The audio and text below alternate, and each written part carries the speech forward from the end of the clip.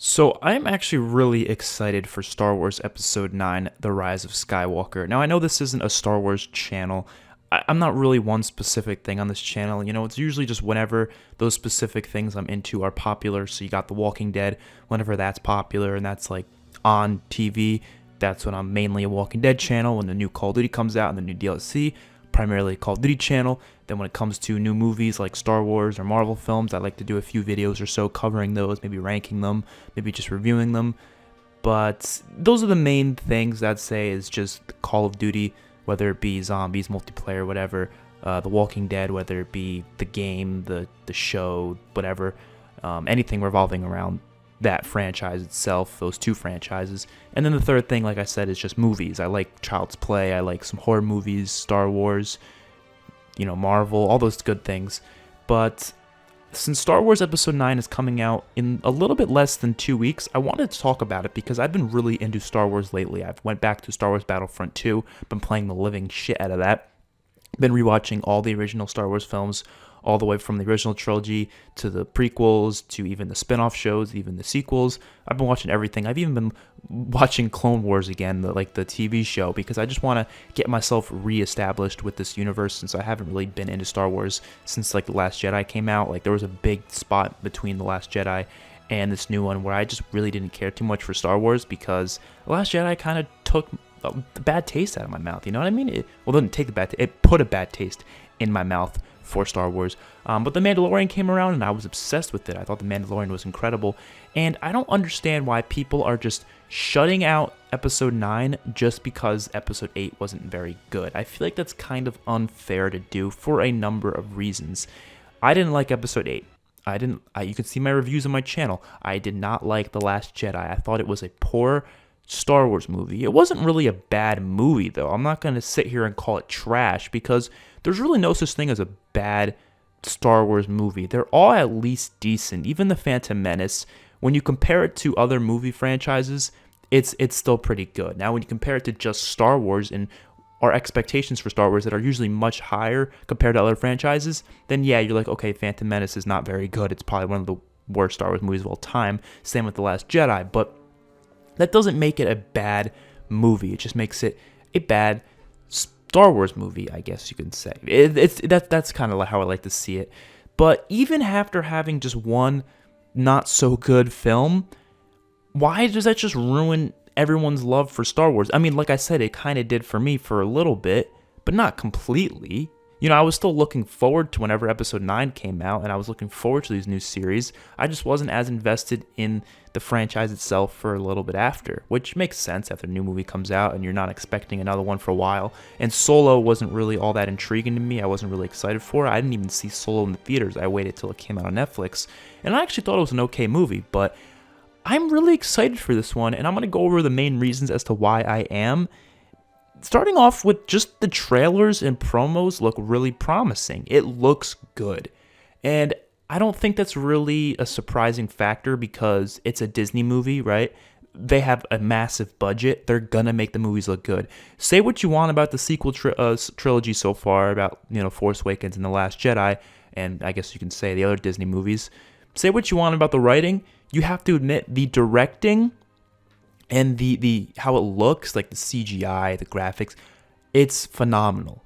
Miles better than everything we had in the prequels and the original trilogy, which is to be expected because it's much newer, but, I mean, it's a big jump in improvement. I mean, think about 2011, right? That's when they had the special editions of Star Wars. That was only 4 years before 2015.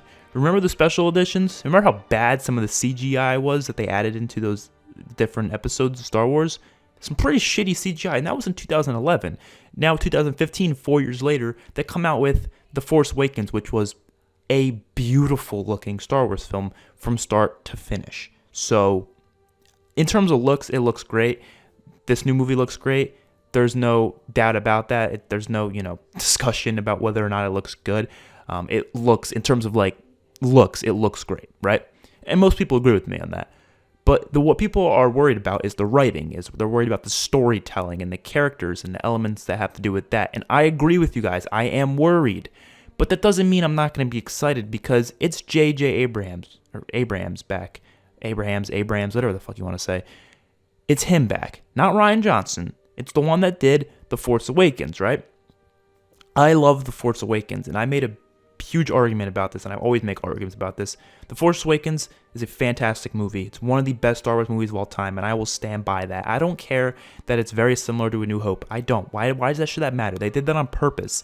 They wanted it to feel similar to A New Hope, but not ripping it off completely, because it didn't rip it off completely. If you really look in depth into it, it's nothing like A New Hope. If you look at it very simply at a surface level, then yeah, it's going to be quite similar to A New Hope, but you can't look at it that simply. If you look at it in depth, and I really do recommend this video titled "It's Okay to Like The Force Awakens." Look up that video. It's a pretty solid video, trust me. He makes a great argument. And the other main complaint that people make is that Rey's a Mary Sue, and I really hate this argument, because she doesn't, just because she doesn't go through all these intense training doesn't mean she can't know how to use the Force. Like, we've seen Luke be able to use the Force without much training at all. He just talked to Obi-Wan for a little bit, and he was able to use the Force in A New Hope to be able to destroy the Death Star. So I don't understand that argument, and people are like, oh, she shouldn't have beaten Kylo Ren. Okay, first of all, that's a really big nitpick. Second of all, they made it pretty clear as to why Rey beat Kylo Ren, because Kylo Ren was severely injured by the bowcaster, the one that Chewie shot. They made that clear. They even had a line of dialogue in there from Harrison Ford as Han Solo saying that he really likes this thing, just to prove how powerful it is after he shot a stormtrooper with it. Hey, can I try that?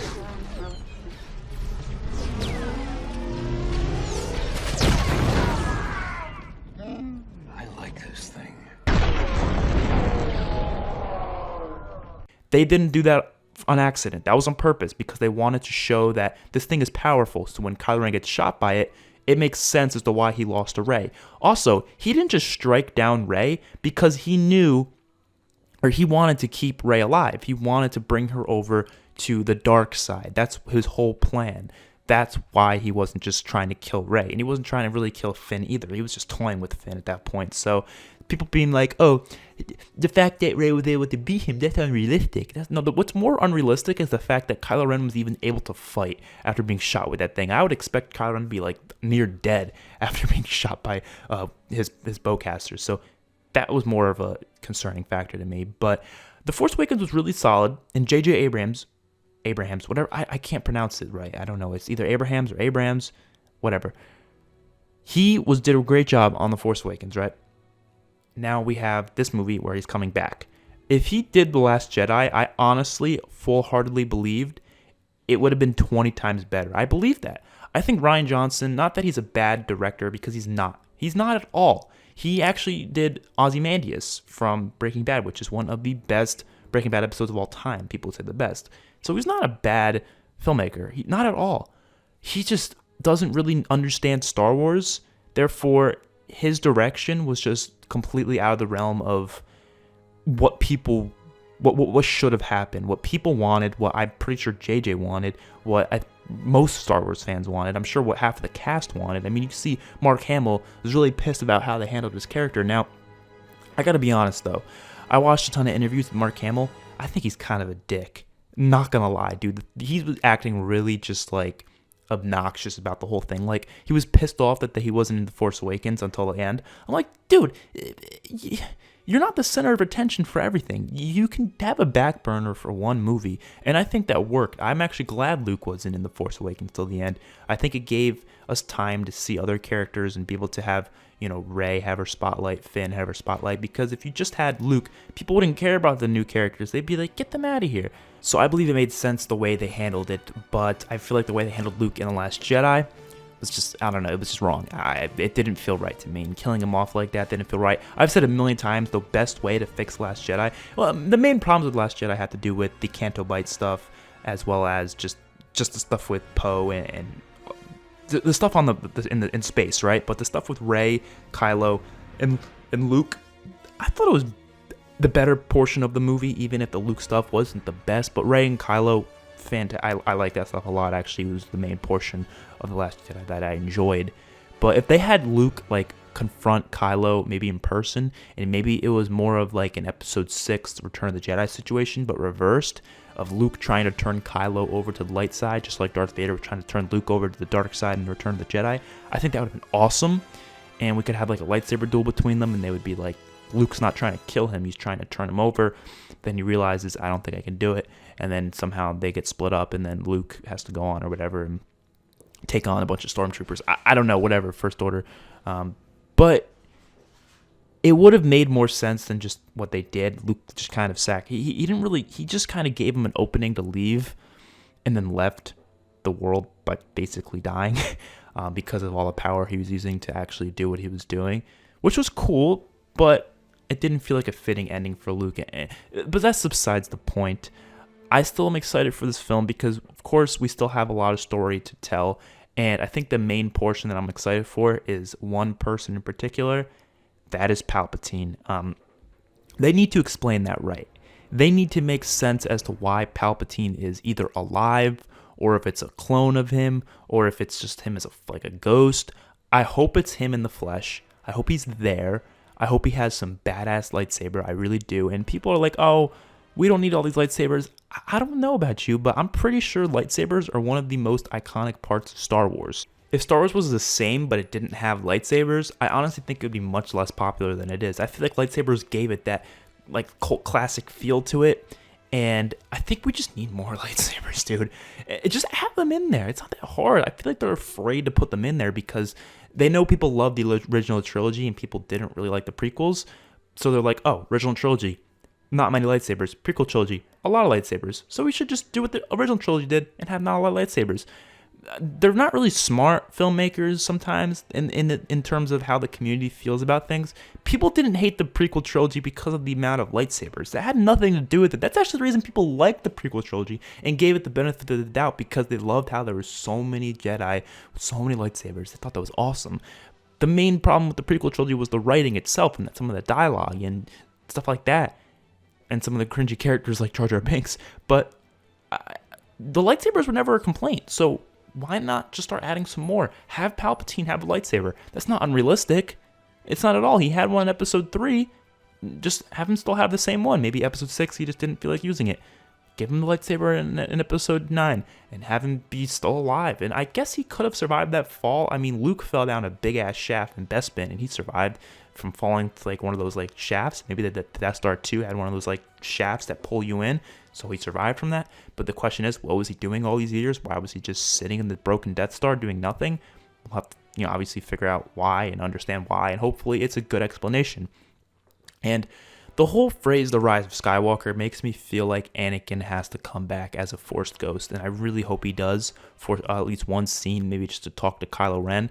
Now, it's all up to whether or not, I guess, Hayden Christensen would like to come back. I don't know if he would, because he's not even acting anymore. I'm pretty sure he's been done acting for a while, and I don't know if he'd want to come back to this franchise, since he knows he got a lot of hate for it, because people always hated on his acting, even though I thought his acting really wasn't that bad.